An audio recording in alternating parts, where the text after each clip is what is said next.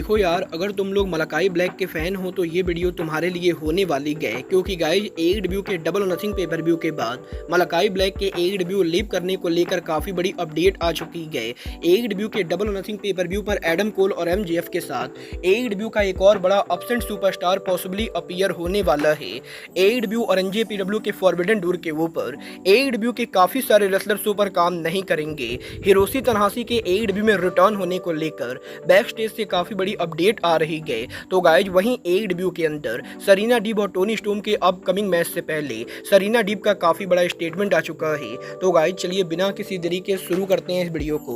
और गाइज सबसे पहले बात करेंगे मलाकाई ब्लैक की। वेल गाइज ये बात तो हम सभी लोगों को मालूम है, कल यहाँ पर AEW के double or nothing pay per view के ऊपर मलाकाई ब्लैक AEW के TNT चैंपियन एडम कोपलैंड को स्टील केज के अंदर TNT चैंपियनशिप के लिए चैलेंज करने वाले गए। और यही मलाकाई ब्लैक के इस मैच से पहले अब यहाँ पर मलाकाई ब्लैक के AEW को लीव करने को लेकर PW इनसाइडर की तरफ से बहुत ही शॉकिंग रिपोर्ट सामने आ रही है। गाइज यहाँ पर इस चीज को लेकर रिपोर्ट आ रही है कि मलाकाई ब्लैक का AEW कॉन्ट्रैक्ट बहुत ही जल्द ओवर होने वाला है और पॉसिबली मलाकाई ब्लैक के कॉन्ट्रैक्ट के ओवर होने के बाद वो यहाँ पर AEW कंपनी को लीव करेंगे। और गाइज यहीं इस रिपोर्ट के सामने आने के बाद इंटरनेट के ऊपर अब काफी सारे लोग इस चीज को लेकर रूमर फैला रहे हैं कि पॉसिबली AEW के डबल नथिंग पेपर व्यू के ऊपर मलाकाई ब्लैक का मैच AEW में उनका आखिरी मैच हो सकता है।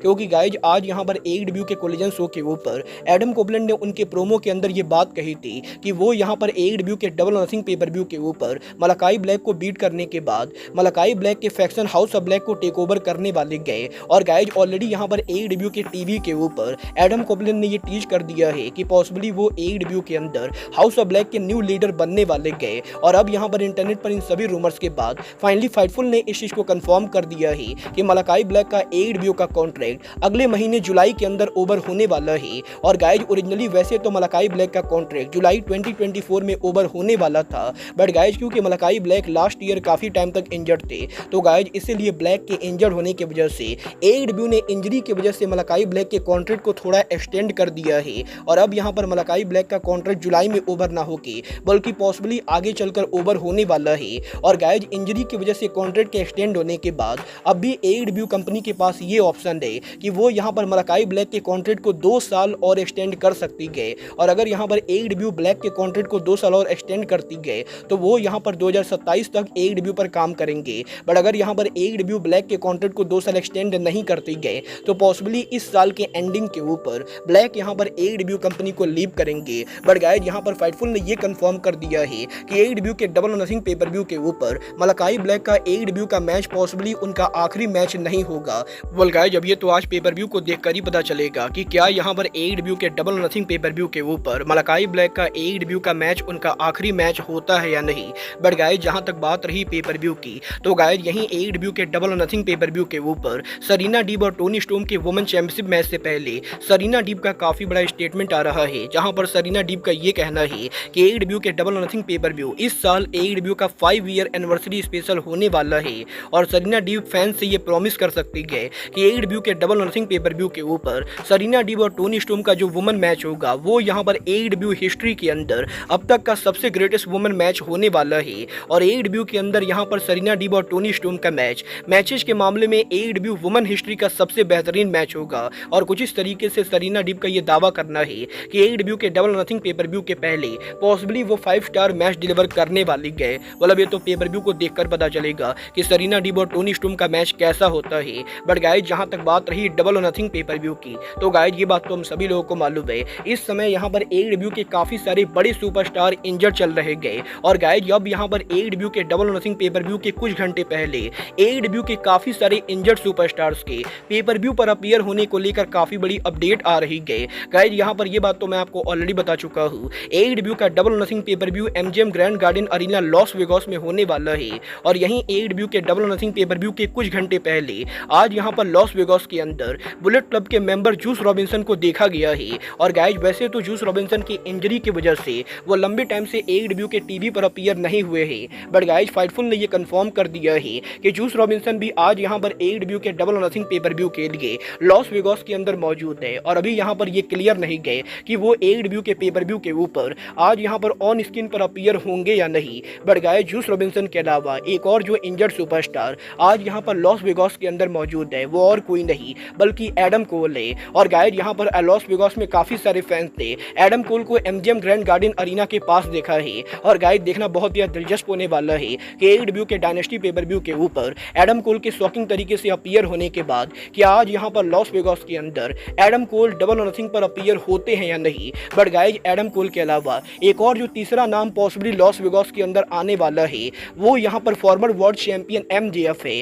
गाइज यहाँ पर पीडब्ल्यू इनसाइडर ने ये कंफर्म कर दिया है कि आज यहाँ पर फिनिक्स एरिजोना में काफी सारे लोगों ने एमजेएफ को फिनिक्स एरिजोना के एयरपोर्ट के ऊपर देखा है। और गाइज क्योंकि फिनिक्स एरिजोना यहाँ पर लॉस वेगास से काफी नजदीक है तो गाइज इसीलिए काफी सारे फैंस ये स्पेकुलेट कर रहे गए कि पॉसिबली यहाँ पर एमजेएफ भी लॉस वेगास के अंदर आने वाले गए, क्योंकि गाइज फिनिक्स एरिजोना और लॉस वेगास के बीच में मात्र यहाँ पर 4 घंटे का डिफरेंस है। और हो सकता है लास्ट मिनट के ऊपर एमजेएफ यहाँ पर एडब्ल्यू के double or nothing pay per view के ऊपर लॉस वेगास के अंदर अराइव हो। वेल देखना बहुत ही दिलचस्प होने वाला है कि एडम कोल, जूस रॉबिन्सन और एमजेएफ में से कोई भी आज पेपर व्यू पर अपीयर होता है या नहीं। बट गाइज चलिए फिलहाल आगे बढ़ते और बात करते हैं एनजेपीडब्ल्यू के प्रेसिडेंट हिरोशी तनाहाशी की। वेल गाइज ये चीज तो हम सभी लोगों ने देखी। आज यहाँ पर एडब्ल्यू के कोलिजन शो के ऊपर एनजेपीडब्ल्यू के प्रेसिडेंट हिरोशी तनाहाशी अराइव हुए और यही पेपर व्यू के ऊपर तनाहाशी के अराइव होने के बाद तनाहाशी के अराइवल के रियल रीजन सामने आ चुकी गए। गाइज यहाँ पर हिरोशी तनाहाशी आज एडब्ल्यू के शो पर इसलिए अपीयर हुए हैं ताकि वो यहाँ पर फॉरबिडन डोर को लेकर टोनी खान के साथ डिस्कशन कर सके। और बेसिकली यहाँ पर एडब्ल्यू के डबल नथिंग पेपर व्यू के बाद क्योंकि एडब्ल्यू का अगला पेपर व्यू फॉरबिडन डोर होने वाला है तो गाइज इसीलिए तनाहाशी के प्रेसिडेंट बनने के बाद वो यहाँ पर फॉरबिडन डोर के बिल्डअप को लेकर टोनी खान से बात करना चाहते थे। और इसीलिए आज यहाँ पर एडब्ल्यू के कोलिजन शो के ऊपर हमें यहाँ पर तनाहाशी देखने को मिली। और गाइज इस चीज को लेकर रिपोर्ट आ रही गए कि इस पूरे हफ्ते तनाहाशी यहाँ पर अमेरिका में रहने वाले गए और वो यहाँ पर एडब्ल्यू और टोनी खान के साथ फॉरबिडन डोर की स्टोरी लाइन को लेकर बात करेंगे। वेल देखना बहुत ही दिलचस्प होने वाला है कि तनाहाशी और टोनी खान फॉरबिडन डोर के ऊपर इस साल कौन कौन से मैचेस बुक करते गए। बट गाइज जहां तक बात रही बुक करने की, अब यहां पर WON ने यह कंफर्म कर दिया है कि एडब्ल्यू और एनजेपीडब्ल्यू के इस साल के फॉरबिडन डोर के ऊपर इन दोनों कंपनीज के साथ साथ स्टारडम और CML रेसलिंग भी शामिल होंगे। बट गाइज यहां पर 4 कंपनीज के इन्वॉल्व होने के बाद भी एडब्ल्यू के काफी सारे रेसलर इस साल फॉरबिडन डोर पर काम नहीं करेंगे। और क्योंकि CML रेसलिंग इस पेपर व्यू पर इन्वॉल्व होने वाली गए तो गाइज इसीलिए CML के इन्वॉल्वमेंट की वजह से एडब्ल्यू के काफी सारे लूचा सुपरस्टार जो एडब्ल्यू के साथ साथ लूचा लिब्रे AAA पर भी काम करते गए वो सभी फॉरबिडन डोर पर काम नहीं करेंगे। और गाइज यहाँ पर एडब्ल्यू के अंदर लूचा ब्रूस रूस सहित काफी सारे एडब्ल्यू के मैक्सिकन सुपरस्टार CML के पेपर व्यू पर इन्वॉल्वमेंट की वजह से एक बार फिर से फॉरबिडन डोर पर काम नहीं करेंगे। और क्योंकि लूचा ब्रूस के मेंबर AAA के साथ काम करते गए और वो यहाँ पर मैक्सिको में CML के बाहर दूसरी कंपनी के साथ काम करते गए तो इसीलिए CML के पेपर व्यू पर इन्वॉल्व होने की वजह से एक बार फिर से फॉरबिडन डोर के ऊपर हमें यहाँ पर एडब्ल्यू का कोई भी पॉपुलर लूचा रेसलर देखने को नहीं मिलेगा। और ना तो लूचा ब्रोस शो पर अपीयर होने वाले गए और ना ही रूस और एडब्ल्यू का कोई और बड़ा मैक्सिकन सुपरस्टार पेपर व्यू पर काम करने वाला है। वल देखना बहुत ही दिलचस्प होने वाला है कि CML के फॉरबिडन डोर पर इन्वॉल्व होने की वजह से एडब्ल्यू के कौन कौन से लूचा रेसलर फॉरबिडन डोर पर काम नहीं करते गए। बट गाइज फिलहाल के लिए आज के इस वीडियो में बस इतना ही। मैं मिलता हूँ आपसे अपने अगले वीडियो में। बट गाइज तब तक के लिए good bye, good night and bang.